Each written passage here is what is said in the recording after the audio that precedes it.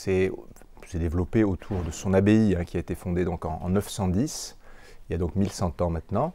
Et cette communauté monastique a connu un développement assez extraordinaire au Xe, XIe, XIIe siècle, où progressivement, elle a créé un réseau dans l'Europe entière. Elle a compté jusqu'à plus de 1000 filiales à travers toute l'Europe, de l'Écosse au Portugal, la Suisse, l'Espagne, l'Italie, etc., l'Allemagne.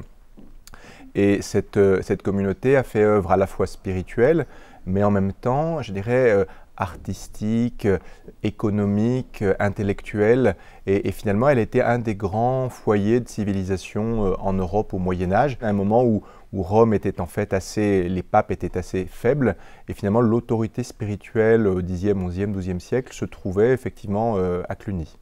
Il y a à peu près 2 ans, on a dit à la fois aux citoyens de Cluny et puis aux gens qui vivent dans les sites clunisiens, donc dans l'Europe entière, on leur a dit 2010 sera le 1100e anniversaire de la fondation de l'abbaye.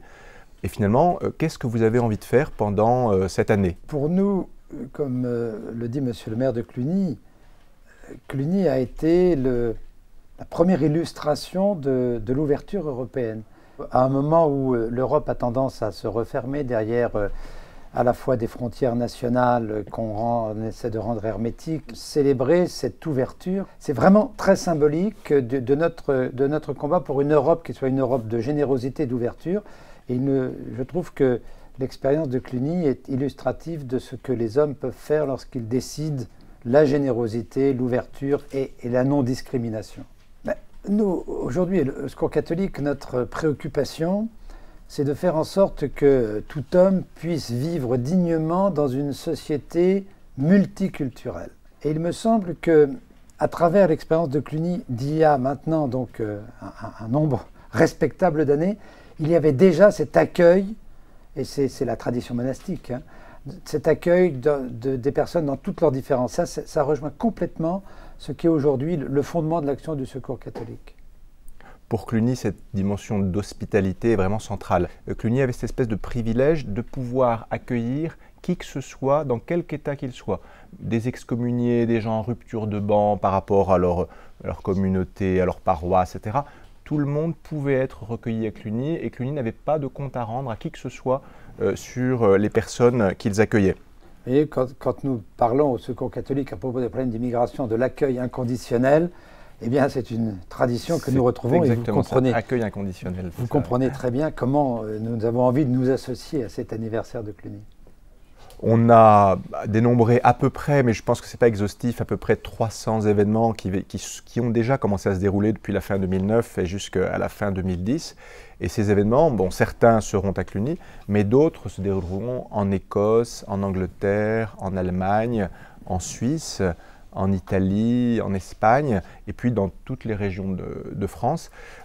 Donc c'est très varié. Disons, cela va des choses plus habituelles comme des concerts, des expositions, mais aussi des pièces de théâtre, mais également des grandes journées festives. Je dirais le projet, c'est véritablement de faire la fête ensemble, en comprenant et en expérimentant que Cluny nous réunit et nous amène à nous rencontrer et à découvrir ces différences qui font nos richesses. Voilà, je dirais, le point fort finalement.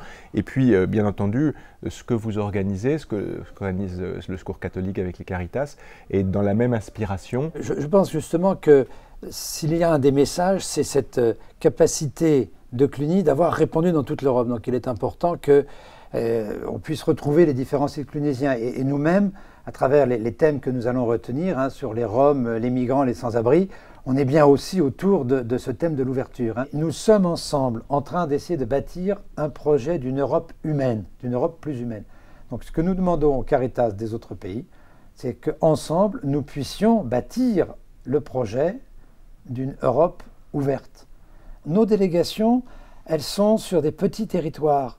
Il faut qu'elles aient conscience que l'enjeu européen, l'enjeu de l'ouverture, l'enjeu de l'accueil, c'est l'enjeu de demain. C'est une des rares occasions que nous aurons d'avoir la rencontre d'expériences européennes. Donc c'est vraiment l'occasion de faire passer un message, tous unis en Europe contre cette précarité, cette pauvreté. Dans notre cas, illustré par la question des Roms, la question des migrants et des frontières artificielles, des frontières juridiques qu'on met et qui créent de la grande pauvreté parce que les populations ne peuvent pas circuler, ne peuvent pas bénéficier d'un certain nombre d'éléments de bien-être. Le rassemblement de gens divers venant de plusieurs pays d'Europe montre qu'il y a en tout cas des citoyens pour qui la construction européenne, c'est aussi le moyen de lutter contre la grande pauvreté et la précarité.